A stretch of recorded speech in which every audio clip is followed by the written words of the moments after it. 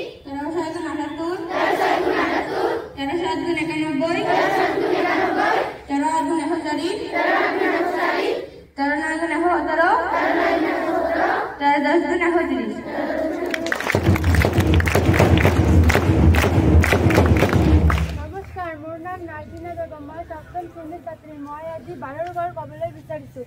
12 × 1 = 12, 12 × 2 = 12, 12 × 3 = 24, 12 × 4 = 36, 12 × 5 = 48, 12 × 6 = 72,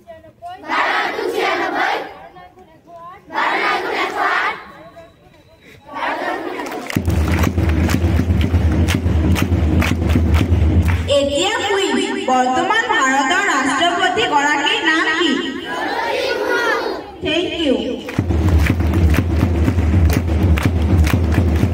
নীলা গ্ৰহ বুলি কোন গ্ৰহক কোৱা হয়? Thank you. এতিয়া বাতৰি পৰিৱেশন। নমস্কাৰ, মোৰ নাম ভূমিকা ঘোষ। মই নৱম শ্ৰেণীৰ ছাত্ৰী। আজি মই বাতৰি কাকত পৰিৱেশন কৰিবলৈ লৈছোঁ। বাতৰি কাকত অসমীয়া প্ৰতিদিন, তাৰিখ 22 জানুৱাৰী 2025। 1 নম্বৰ হেডলাইনটো হ'ল 6 নং দফা সমিতিৰ প্ৰতিবেদন ধোঁৱাচাঙৰ। 2 নম্বৰ হেডলাইনটো হ'ল পেৰিছ জলবায়ু চুক্তি, বিশ্ব স্বাস্থ্য সংস্থাৰ পৰা আমেৰিকাৰ বিদায়। 3 নম্বৰ হেডলাইনটো হ'ল চিউলত তৃতীয় দিনা উদ্যোগীসকলেৰে মত বিনিময়, মুখ্যমন্ত্ৰী হিমন্ত বিশ্বৰ। 4 নম্বৰ হেডলাইনটো হ'ল দাম বাঢ়িছে কাগজৰ, নাই দাবী ধৰ, শিক্ষাৰ্থীয়ে নাপাব মূল্যায়ন অৱস্থান বহি। ধন্যবাদ।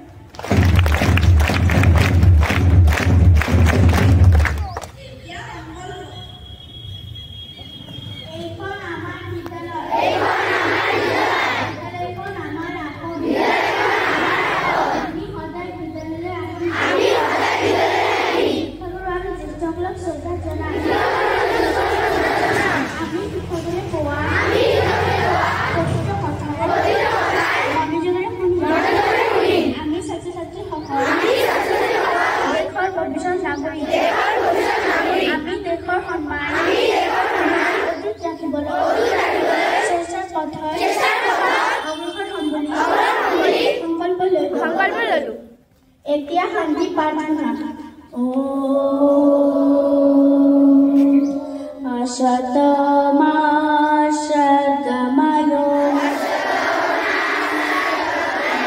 তমসমাজো